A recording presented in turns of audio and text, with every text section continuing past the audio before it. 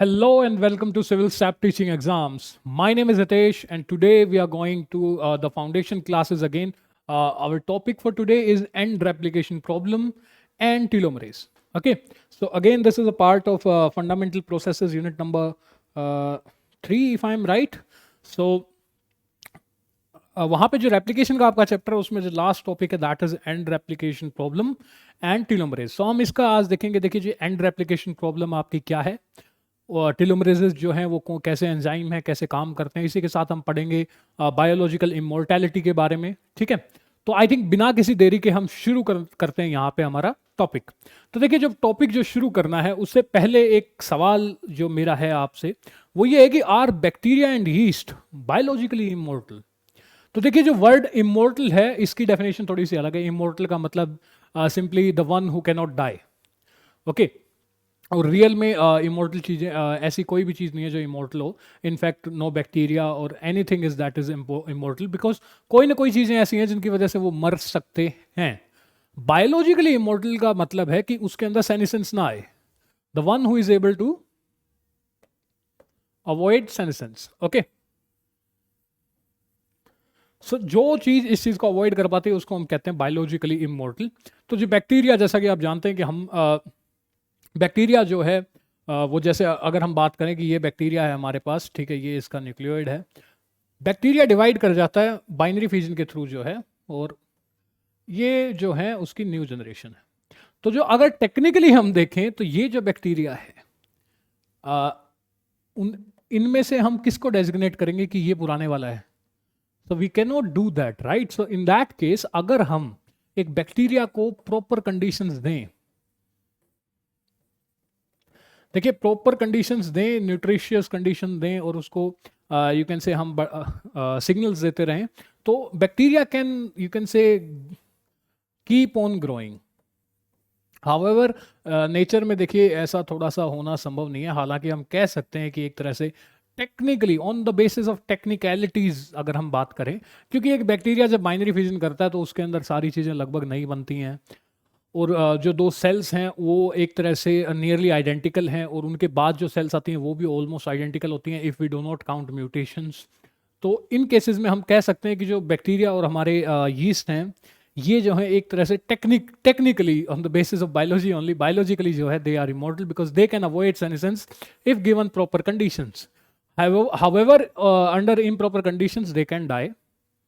Okay, so देखिए यहाँ पे कंडीशन ये क्वेश्चन जो है वो ये आता है, जैसे बैक्टीरिया अगर मैं बात करूं कि बैक्टीरिया जो है under proper conditions it can grow and grow, you can से it can undergo several number of cell divisions and produce different number of progenies.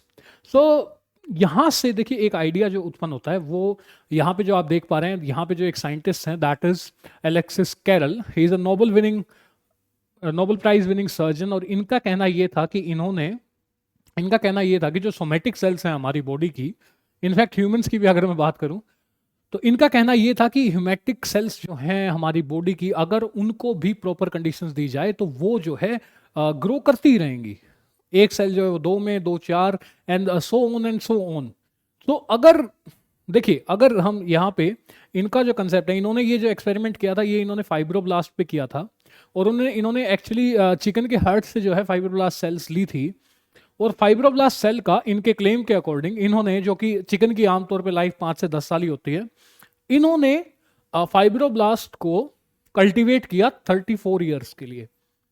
कितने ईयर्स के लिए? 34 ईयर्स के लिए. मतलब कि ऐसा तभी संभव है कि अगर वो सेल्स जो हैं वो डिवाइड करती रहें. ठीक है, तो इनका मानना था कि देखिए जो सेल्स हैं हमारी, जो सोमेटिक सेल्स हैं, 2 तरह की सेल्स हैं हमारे पास, सोमेटिक एंड गैमेटिक. जो सोमेटिक सेल्स आपके पास होती हैं they can undergo you can say multiple divisions without undergoing senescence.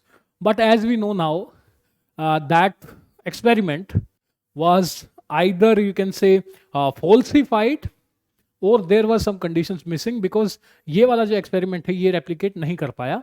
और ये जो हमारे सर एलेक्सिस कैरल हैं हमारे पास, इनका जो क्लेम था कि अगर जो सेल्स हैं हमारी वो कंटिन्यूस रेप्लिकेशन कर सकती हैं, ये फॉल्स प्रूव किया another scientist named Leonard Hayflicks. Leonard Hayflicks जो है, he is an American scientist जो कि विस्टर इंस्टीट्यूट में काम करते थे पेंसिल्वेनिया में। और इन्होंने कहा कि जैसा कि आप जानते हैं कि हमने एलेक्सिस कैरल ने कहा था कि जो सोमेटिक डिफरेंशिएटेड ह्यूमन सेल्स होती हैं, इनका कहना यह था कि एक पर्टिकुलर नंबर के बाद, फॉर एग्जांपल 40 to 50 डिवीजन के बाद, जो सेल है वो डिवाइड करना रोक देगी। ओके, और उसको ही हम यू कैन से कहते हैं कि जो सेल है हमारी वो सेंसेंस में चली जाएगी आफ्टर डिवाइडिंग 40 to 50 टाइम्स। तो ये जो है यहां से जो हमारे एलेक्सिस कैरल की जो यू कैन से जो अप्रोच थी वो गलत साबित हुई, क्योंकि देखिए सिंपल सी बात ये है कि हम जो है सेल्स से ही बने हैं। हमारी पूरी बॉडी देखिए, सेल्स जो है वो टिश्यू बनाते हैं, टिश्यू आपके ऑर्गन बनाते हैं, ऑर्गन से आपका ऑर्गन सिस्टम होता है, और ऑर्गन सिस्टम से आपकी बॉडी होती है। तो अगर सेल्स इमोर्टल हैं तो हम भी इमोर्टल हैं एक तरह से, तो ऐसा तो संभव ही नहीं है ना। तो यहाँ पे जो है, यहाँ पे एक टर्म आती है जिसको हम बोलते हैं हेफ्लिक्स लिमिट। हेफ्लिक्स लिमिट, हेफ्लिक्स लिमिट क्या कहती है कि कोई भी सेल जो है वो 40 to 50 डिविजन्स के बाद डिवाइड नहीं कर सकती। तो ये देखिए टेक्निकली तो बात सही है, क्योंकि देखिए इमोर्टल तो हम भी नहीं है। अगर हमारी सेल्स जो हैं वो अनलिमिटेड डिवीजन कर सकती तो सेल्स कभी नहीं मरती, जैसा बैक्टीरिया के केस में हमने देखा अंडर प्रॉपर कंडीशंस। तो अगर सेल्स नहीं मर सकती तो फिर हम क्यों मरते हैं। तो यहां से देखिए हेफ्लिक्स लिमिट का ये कंसेप्ट तो सही है कि एक सेल जो है वो 40 से 50 बार डिवाइड करने के बाद डिवाइड नहीं कर सकती। लेकिन इसी के साथ एक छोटी सी दिक्कत यहाँ पे ये भी आ गई। तो हेफ्लिक्स का कहना ये था कि लगा लीजिए ये जो सेल है, इसमें ये पहला डिवीजन साइकिल है, ये दूसरा, ये तीसरा, और ऐसे करते करते 40 to 50 टाइम्स के बाद वो रुक जाएंगी, वो सारी की सारी जो है रुक जाएंगी। तो इस चीज को हम कहते हैं हेफ्लिक्स लिमिट। ठीक है, हेफ्लिक्स लिमिट। लेकिन इसमें एक छोटी सी दिक्कत ये भी आती है, अगर हम अपनी बात करें तो हमारा जो है, हमारी पूरी बॉडी में जितनी भी सेल्स हैं वो बनती हैं जाइगोट से। फर्टिलाइजेशन के बाद जब स्पर्म और एग की फर्टिलाइजेशन होती है तो उसके बाद एक सिंगल सेल बनती है जिसको जाइगोट कहते हैं। हमारी बॉडी के अंदर there are billions of cells, billions and billions of cells, और वो सब सेल जो है वो एक ही सेल से आई हैं, जाइगोट से। तो अगर जाइगोट के ऊपर मैं हेफ्लिक्स लिमिट लगा दूं तो हमारी बॉडी में यू कैन से 50 डिवीजन के बाद कितनी सेल पॉसिबल है। सो टेक्निकली अगर देखा जाए तो हेफ्लिक्स लिमिट जो है वो हर सेल पे एप्लीकेबल नहीं होती। हेफ्लिक्स लिमिट जो है ये एक टेक्निकल फिनोमेनन पे बेस्ड है जिसको हम कहते हैं द एंड रेप्लिकेशन प्रॉब्लम, जो कि यूकैरियोट्स में आपको देखने को मिलती है। इसलिए देखिए टॉपिक का नाम जरूर एंड रेप्लिकेशन प्रॉब्लम था, बट मैंने शुरू किया एलेक्सिस कैरल से और हेफ्लिक्स से, क्योंकि ये जो है ये काफी लिंक्ड और इंटरेस्टिंग टॉपिक है। तो देखिए एंड रेप्लिकेशन प्रॉब्लम जो है वो हम देखेंगे। तो देखिए हेफ्लिक्स लिमिट के अनुसार जो जाइगोट है वो भी 50 या यू कैन से 50 to 60 टाइम डिवाइड करने के बाद रुक जाना चाहिए। तो हमारा बनना लगभग इम्पॉसिबल है। तो इसको इम्पॉसिबल को पॉसिबल कौन करता है, वो एंजाइम है आपका। यहाँ पे दो टर्म्स आएंगे आपकी, एंड रेप्लिकेशन प्रॉब्लम और आपका टीलोमरेज। तो आइए इनको देखते हैं ये क्या है। ठीक है, तो हमारी एंड रेप्लिकेशन प्रॉब्लम पे जाने से पहले हम थोड़ा सा एक बार बेसिक देख लेते हैं। ये देखिए जैसे कि हमारा क्रोमोसोम है, यहाँ पे कुछ टर्म्स आएंगी जो कि आपको पता होनी चाहिए। जो क्रोमोसोम के एंड होते हैं उनको बोला जाता है टीलोमियर। जो टीलो है इसका मतलब ये होता है एंड या किनारा। ठीक है, ये होता है आपका सेंट्रोमियर। इसके साथ साथ ये बड़ा ही बेसिक स्ट्रक्चर है, इसके साथ साथ और भी काफ़ी चीज़ें होती हैं आपके पास, सेकेंडरी कंस्ट्रक्शन, यूक्रोमेटिन, हेट्रोक्रोमेटिन, ये सब देखने को मिल सकता है आपको, सेटेलाइट्स। बट बेसिकली जो क्रोमोसोम के एंड होते हैं, जो ये वाला पोर्शन है और नीचे भी, इसको बोलते हैं टीलोमियर। इसको क्या बोलते हैं हम, टीलोमियर। अगर हम ह्यूमंस की बात करें तो टीलोमियर के अंदर जो डीएनए है, देखिए जो क्रोमोसोम बनता है ना, ये डीएनए की पैकिंग से ही बनता है। कैसे, लगा लीजिए ये आपका डीएनए का डबल हेलिक्स है। ये आमतौर पे ये आपका 2 नैनोमीटर वाइड, या फिर इसको मैं 20 एंगस्ट्रॉन भी कह सकता हूं। ठीक है, ये हमें पता है कि रैप्ड अराउंड होता है आपका एक हिस्टोन ऑक्टामर के अराउंड। ठीक है, यहाँ पे जैसा कि आप देख सकते हैं हिस्टोन ऑक्टामर, उसके अराउंड ये ऐसे स्पाइरल करके जो डीएनए है वो रैप्ड होता है 1.65 टाइम्स। उसके बाद आपका लिंकर डीएनए आता है। इस तरीके से पहले ऐसे पैकिंग होगी, फिर जो है यहाँ पे सोलेनॉइड फॉर्मेशन होगी जिसका जो साइज है वो 30 नैनोमीटर होगा। उसके बाद फर्दर कंडेंसेशन होगी, that will lead to 300 nanometre, और उसके बाद जो है 700 नैनोमीटर। तो ये जो आपकी ये जो यहाँ पे विड्थ है दैट इज 700 नैनोमीटर। ठीक है, तो जो क्रोमोसोम है वो बना डीएनए से है, और टीलोमियर के ऊपर जो डीएनए होता है उसको हम कहते हैं टीलोमरिक डीएनए। ठीक है, अगर हम ह्यूमंस की बात करें तो ह्यूमंस में टीलोमरिक डीएनए में रिपीट्स होते हैं। क्या होते हैं?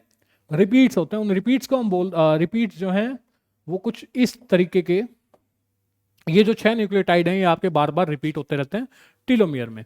तो देखिए होता क्या है कि जब रेप्लिकेशन होती है, हमारा जो क्रोमोसोम है उस वो है जी लीनियर डीएनए। हमारा जो क्रोमोसोम है वो किस चीज से बना है? लीनियर डीएनए से। लीनियर डीएनए की जब रेप्लिकेशन होती है तो जो एंड्स हैं, जो किनारे हैं डीएनए के, वो अच्छे से रेप्लिकेट नहीं हो पाते, वो टूटने लग जाते हैं, वो डिग्रेड होने लग जाते हैं। एक तरह से अगर मैं कहूं तो धीरे धीरे जैसे जैसे रेप्लिकेशन होती जाती है सेल की, जो टीलोमियर का साइज अभी इतना है ना, ये घटता जाएगा। और जैसे जैसे ये घटता जाएगा एक टाइम ऐसा आएगा, अब लगा लीजिए कि यहां पे आपका कोई जीन प्रेजेंट है, ये आपका कोई जीन प्रेजेंट है, और ये भी कोई जीन है, ये जीन है आपके। तो जब आपका ये वाला पोर्शन जो है डिलीट हो जाएगा, उसके बाद जीन्स जो है वो कटने लग जाते हैं। जीन्स जो है कटने लग जाते हैं, आपके जो इंपॉर्टेंट जीन्स हैं, जिसकी वजह से सेल को, ये एक तरह से सेल के अंदर एक क्लॉक का काम करता है, जो सेल को बताता है कि आप इतनी ही रेप्लिकेशन कर सकते हैं, क्योंकि उससे ज़्यादा अगर रेप्लिकेशन करेंगे तो ये जो जीन्स हैं वो आपके कटते जाएंगे। तो नॉर्मली आपकी ये कंडीशन होती है। ठीक है, इसी वजह से जो हेफ्लिक्स लिमिट है वो काम में आती है, क्योंकि जो लीनियर डीएनए है उसके एंड्स की रेप्लिकेशन जो है वो ढंग से नहीं हो पाती, वो कटते रहते हैं। और अगर रेप्लिकेशन आप कंटिन्यू रखेंगे तो कट कट के क्रोमोसोम इतना कट जाएगा कि आपके जो एसेंशियल जीन्स हैं, जो आपके यू कैन से जो बॉडी को मेंटेन रखते हैं, वो जीन्स भी डिलीट होने लग जाएंगे, जिसकी वजह से आपकी बॉडी फंक्शनिंग रुक जाएगी और फाइनली आपकी डेथ भी हो जाएगी, सेल की डेथ हो जाएगी। तो देखिए प्रोकैरियोट्स के अंदर कोई दिक्कत नहीं है। अगर जो रेप्लिकेशन इन प्रोकैरियोट्स की बात करूं तो हमें पता है प्रोकैरियोट्स के अंदर जो डीएनए है आपका, दैट इज सर्कुलर डीएनए। और जैसा कि आप जानते हैं सर्कुलर डीएनए के कोई एंड्स नहीं होते, एक सर्कल का कोई एंड नहीं होता, कोई स्टार्ट नहीं होता, सर्कल तो सर्कल है। तो जैसा कि आप देख सकते हैं यहाँ पे ये आपका सर्कुलर डीएनए है एक प्रोकैरियोट का, और डिवीजन शुरू हो जाएगा, सॉरी रेप्लिकेशन जब शुरू होती है तो यहाँ पे रेप्लिकेशन फोक्स बनती हैं, एक इस तरफ से जा रही है, एक इस तरफ से, एंड फाइनली जब रेप्लिकेशन कंप्लीट हो जाएगी तो आपके पास दो, यहाँ पे डीएनए रेप्लिकेशन कंप्लीट है तो आपके पास दो सर्कुलर डीएनए यहाँ पे आ जाएंगे। इनको फिर अलग करने का काम, डीकैटिनेशन का काम जो है वो आपका कौन करेगा? The Toppo isomerase. 1 भी हो सकता है, 2 भी हो सकता है, यहाँ पे 2 है, डीकैटिनेशन करवा रहा है, और ये दोनों अलग अलग हो जाएंगे। तो जैसा कि आप देख रहे हैं यहाँ पे कोई खास दिक्कत है नहीं फिनिश करने में, क्योंकि सर्कुलर डीएनए है, कोई एंड्स है नहीं। बात करते हैं हमारे यूकैरियोटिक डीएनए की। अगर यूकैरियोटिक डीएनए की मैं बात करूं तो देखिए यूकैरियोटिक डीएनए में लीनियर हमारा डीएनए है, जैसा कि आप यहां देख पा रहे हैं लीनियर डीएनए है, और ये आपकी एक रेप्लिकेशन फोक है, ये आपकी रेप्लिकेशन फोक है। हमें पता है जो आपका लेगिंग स्ट्रैंड है उसके ऊपर मल्टीपल प्राइमेजेस प्राइमर्स होते हैं और ओकाजा की फ्रेगमेंट्स होते हैं। ठीक है, तो देखिए जब लगा लीजिए रेप्लिकेशन कंप्लीट होगी, आपके पास ये कंडीशन आ जाएगी, रेप्लिकेशन कंप्लीट होगी। अब रेप्लिकेशन कंप्लीट होने के बाद ये जो ग्रीन कलर के आप प्राइमर्स देख पा रहे हैं, प्राइमर्स क्योंकि आरएनए के हैं, इनको रिमूव करना जरूरी है। तो देखिए जो प्राइमर्स को रिमूव करते हैं उनको कहते हैं हम आरएनएज एच। ये एंजाइम एच का यहां पे मतलब है हाइब्रिड। ठीक है, तो आरएनएज एच क्या करते हैं, वो आपके इस आरएनए प्राइमर को रिमूव करते हैं। उसके बाद यहाँ पे ये, क्योंकि ये 5 प्राइम एंड है, यहाँ पे अगर कुछ रह जाता है तो उसको 5 प्राइम एक्सोन्यूक्लियस जो है उसको डिलीट कर देता है, और उसके बाद ये 3 प्राइम एंड आपका इस प्राइमर टेम्पलेट जंक्शन को यूज करके जो आपका डीएनए पॉलीमरेज है वो इस गैप को फिल कर देता है डीएनए के साथ। उसके बाद यहाँ पे जो ये छोटा सा निक बचता है उसको डीएनए लाइगेज आके फिक्स कर देता है। ये बड़ी ही बेसिक प्रोसेस है जिसमें हम रिमूवल ऑफ प्राइमर पढ़ते हैं। तो जब डीएनए रेप्लिकेशन पूरी हो जाती है तो आपके प्राइमर्स को रिमूव करना है आपको। ठीक है, तो जैसा कि आप देख पा रहे हैं प्राइमर्स को रिमूव करना है हमें। प्राइमर्स को रिमूव इस तरीके से किया जाएगा। अगर हम इस लास्ट वाले एंड की बात करें, सिर्फ इस पोर्शन को अगर मैं देखूं तो देखिए यहां पे बाकी सब में अगर मैं बात करूं, बाकी सब के अंदर प्राइमर टेम्पलेट जंक्शन मौजूद है। लगा लीजिए ये वाला पोर्शन हटेगा तो ये प्राइमर टेम्पलेट जंक्शन है, ये भी प्राइमर टेम्पलेट जंक्शन है। लेकिन जब ये लास्ट वाला ओकाजाकी फ्रेगमेंट का जो प्राइमर है इसको रिमूव किया जाएगा तो यहां पे प्राइमर टेम्पलेट जंक्शन है ही नहीं, यहां पे आपका प्राइमर टेम्पलेट जंक्शन है ही नहीं। तो प्राइमर टेम्पलेट जंक्शन नहीं है तो जो आपका डीएनए पॉलीमरेज यहां पे काम कर रहा था रिपेयर का, वो इस चीज को फिल ही नहीं कर पाएगा।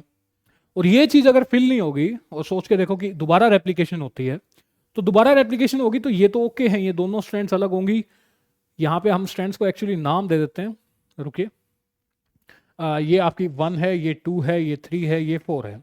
तो जो 1 है वो आपकी यहां आ गई 1 स्ट्रैंड, ये 2, ये 3 और ये 4। तो देखिए यहां तक तो बात ठीक है, 1 और 2 में कोई दिक्कत नहीं आ रही है।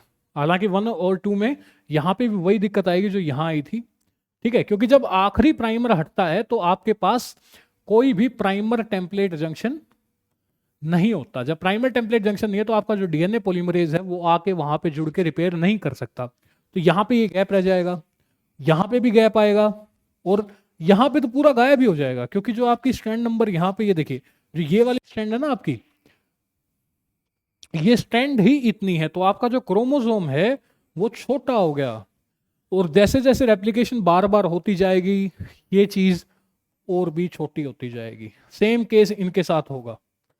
तो जो क्रोमोसोम है आपका वो रेप्लिकेशन के साथ साथ जो है वो छोटा होता जाता है, इसलिए सेल जो है वो 40 to 50 टाइम्स डिवाइड करने के बाद सेनेसेंस में चली जाती है, वो और डिवाइड नहीं कर पाती। तो यहां से आती है आपकी द हेफ्लिक्स लिमिट, ठीक है। अब हेफ्लिक्स लिमिट जो है वो यहां पे क्या कह रही है, देखिए हेफ्लिक्स लिमिट कह रही है कि जो डिवीजन है सेल का वो 40-50 टाइम्स ही हो सकता है, 40 to 50 टाइम्स ही हो सकता है, उसके बाद जो है डिवीजन नहीं होगा।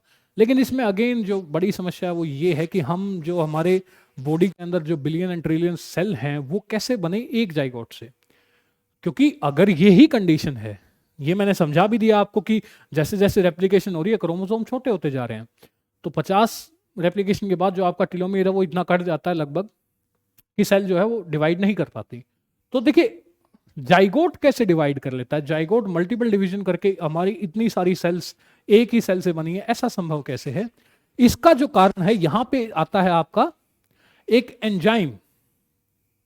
जो एंजाइम है उसका नाम है यहां पे टीलोमरेज, जैसा कि आप देख भी पा रहे होंगे। जो टीलोमरेज है, जैसा कि नाम बता रहे हैं, टीलोमरेज जो है वो क्या कहां पे काम करता है, वो आपका एक्ट करता है आपके टीलोमियर पे।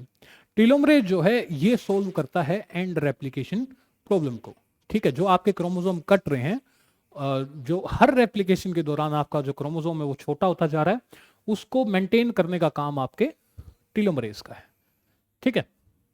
अगर देखें टीलोमरेज की बात करें तो ये वही स्ट्रैंड है, अगर आप ध्यान दें तो मैंने इस वाले पोर्शन को यहां पे ले लिया है। तो आप जैसा कि देख सकते हैं यहां पे 3 प्राइम हैंगिंग है, 3 प्राइम एंड जो है वो बाहर है, तो यहां पे भी 3 प्राइम एंड हमने ले लिया है। 3 प्राइम एंड पे आके जुड़ता है आपका टीलोमरेज। टीलोमरेज जो है वो बेसिकली 2 कंपोनेंट्स का बना होता है। एक तो आपके पास होता है टीलोमरिक आरएनए, ठीक है, आपका क्या होता है टीलोमरिक आरएनए। तो यहां पे आरएनए प्रेजेंट है, तो ये एक तरह का राइबोन्यूक्लियोप्रोटीन है, ठीक है।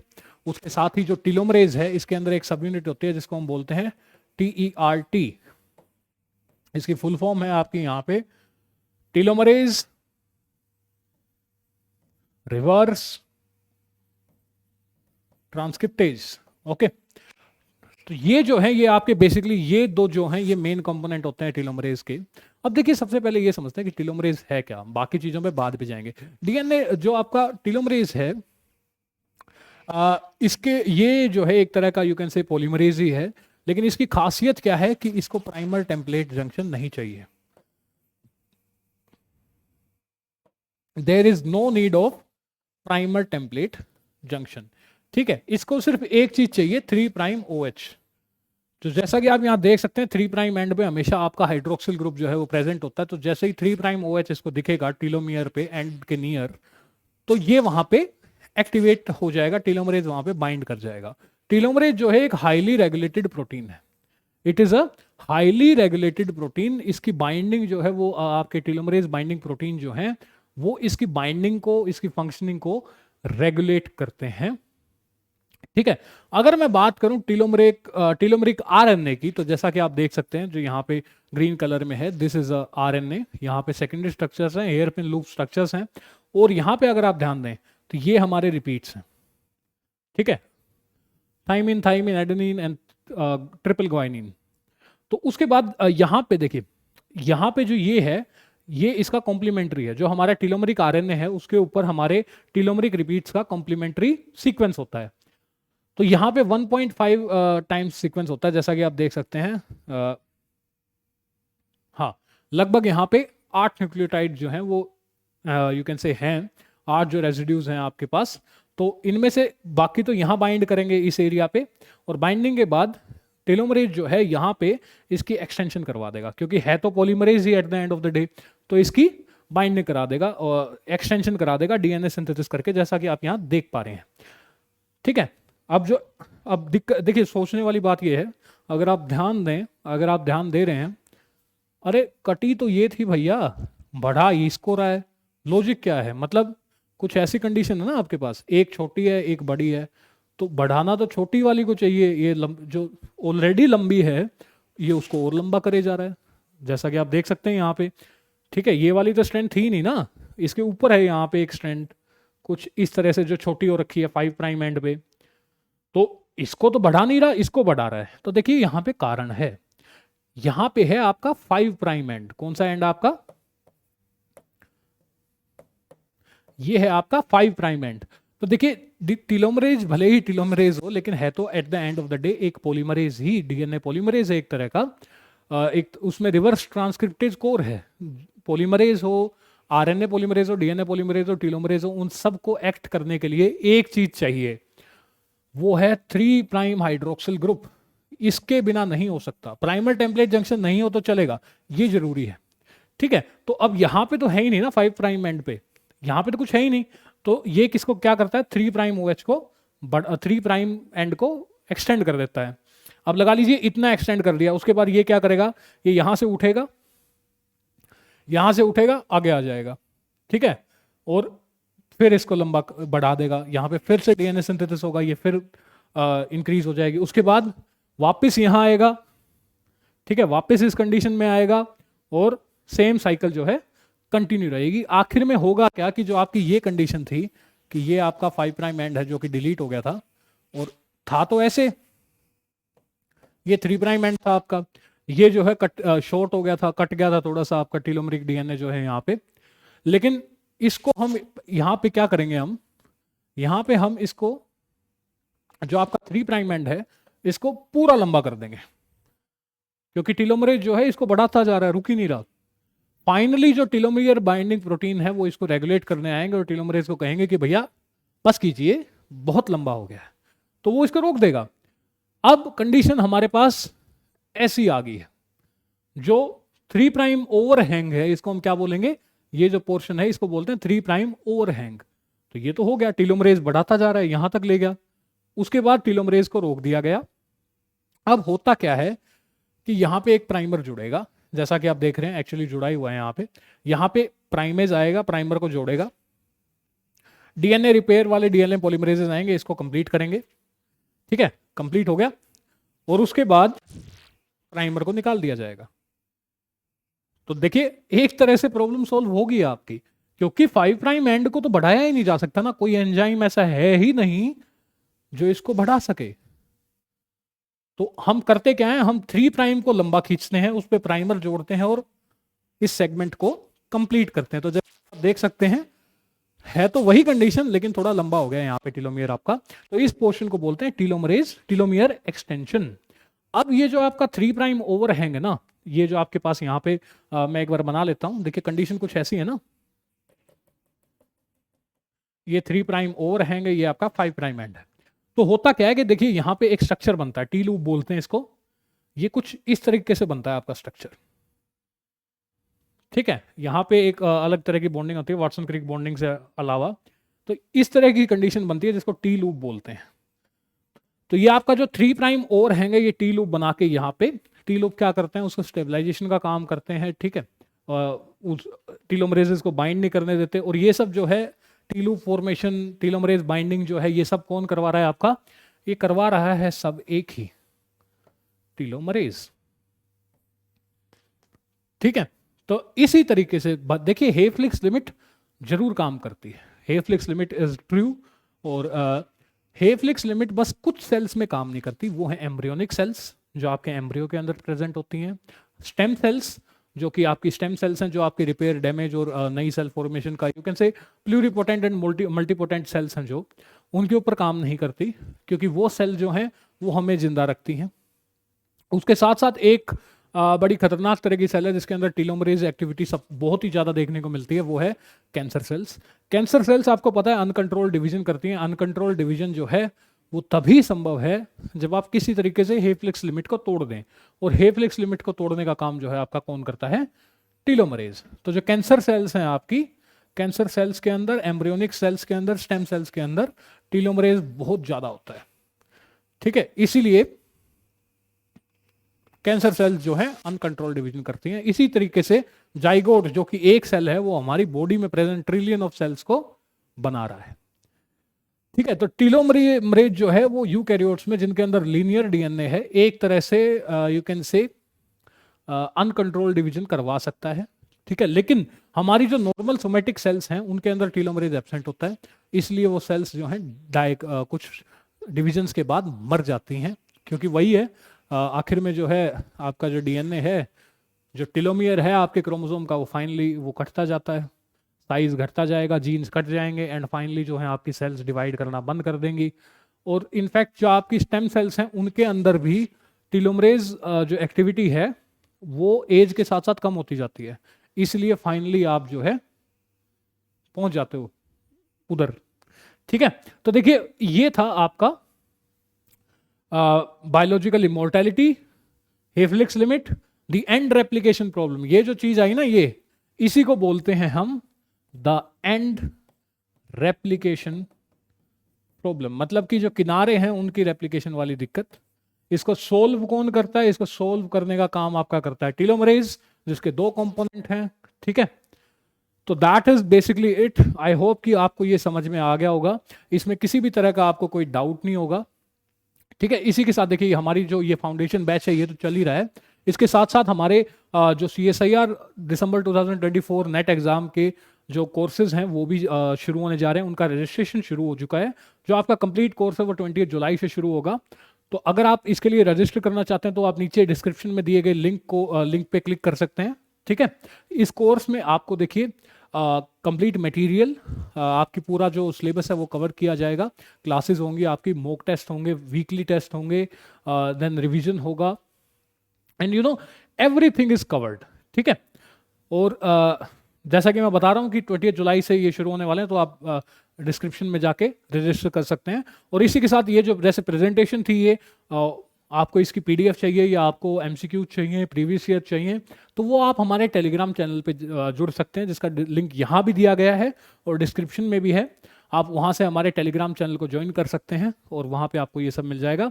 सो आई होप कि आपको जो वीडियो है वो पसंद आई होगी। अगर पसंद आई है तो प्लीज़ लाइक कीजिए, चैनल को सब्सक्राइब कीजिए and press the bell notification, ताकि अगर कोई भी नई वीडियो आए तो आपको नोटिफिकेशन मिल सके। Thank you.